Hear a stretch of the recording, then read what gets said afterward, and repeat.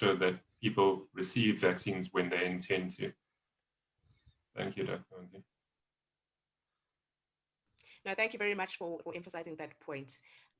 Well, can I pick up another question, which are just yeah, there's a question I've just picked up on the question list.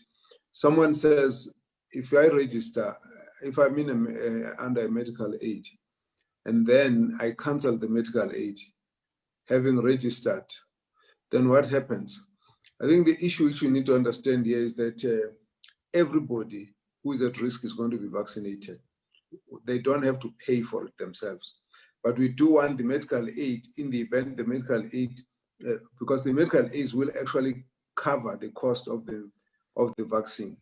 But if you have now dropped out of medical scheme, then you will just have to indicate that. But that means that you'll fall into the category that the government has to sponsor, pay for, rather than the one which the medical aid is going to pay for.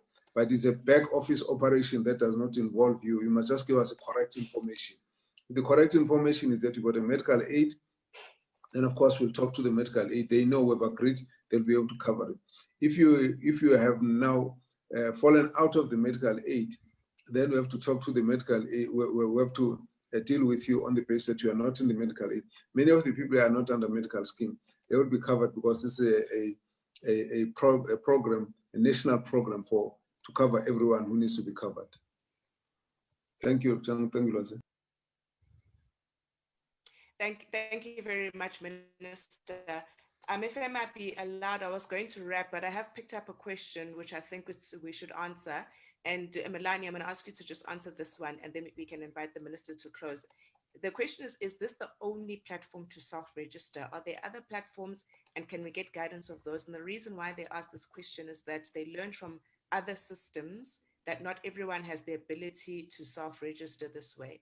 And they would like guidance on this question. I think also, Melanie, if you can just emphasize, what are the possibilities if you cannot or will not register using this portal? Thank you. Thank you, Lwazi. So first of all, the EVDS has been designed to be inclusive. We do not want anybody to be excluded. So the key area is here, even if you have not self-registered, you are still, and you are a healthcare worker, seeing patients, working in the health sector, you are still entitled to the vaccine. So at the vaccination sites, there will be made provision for you to be registered. It might just take a little bit longer than if you have pre-registered.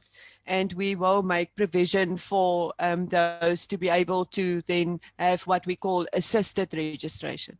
So we have a component of self-registration, and at the vaccination sites, we will have assisted registration if a person hasn't registered before.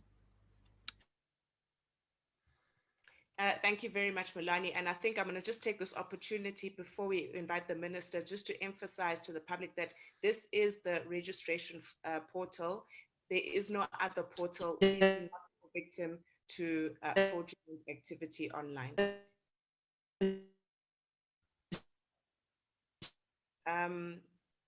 Melanie, I think that you are trying to say something, but unfortunately we cannot hear with the proviso that it will. I'm sorry, Melanie, we cannot hear you, and we will need to wrap the session. If you can just communicate to me what you wanted to say, and I will communicate it to the public. I think let us bring the session to a close, and thank you very, very much. There clearly was huge interest in this report. We really wish that all healthcare workers self-register as soon as possible. And now I'd like to invite the Honourable Minister to close the session for us formally. Thank you, Minister. Thank you very much, Dr. Lwazi Mkhize, Ms. Melanie, Professor Bamford, everyone else on the team. Thank you very much for your work in clarifying this whole new system. I want to thank all the participants who have raised the questions. be aware that your questions are helping us to close up all the gaps that might be existing in the system. It also helps us to understand the areas of concern. This is a beginning of a new process. It's going to be with us for a while, quite a long time. So whatever ideas you've got, feel free to send messages, to send information. There are things we might correct because of how you find the system is not performing well. All of that we are open because this is a new system. Take it as your system. That's going to help us to ensure that there is convenience and efficiency in the way that we ultimately administer the vaccines.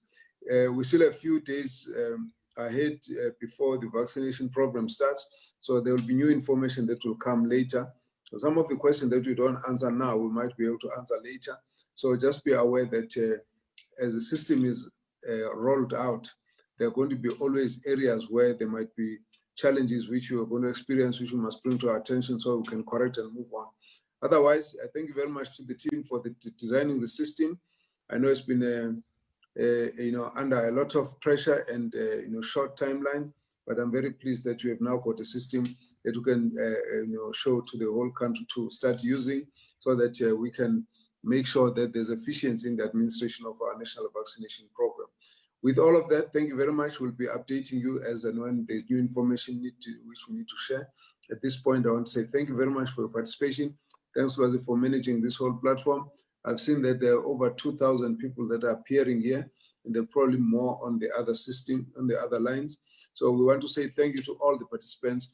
Again, when we do invite you, please come and share your views with us so we can take the process forward. Thank you very much to everyone. We adjourn this meeting. Bye-bye. Thank you, Minister. Goodbye. Thank you, Minister. Bye-bye.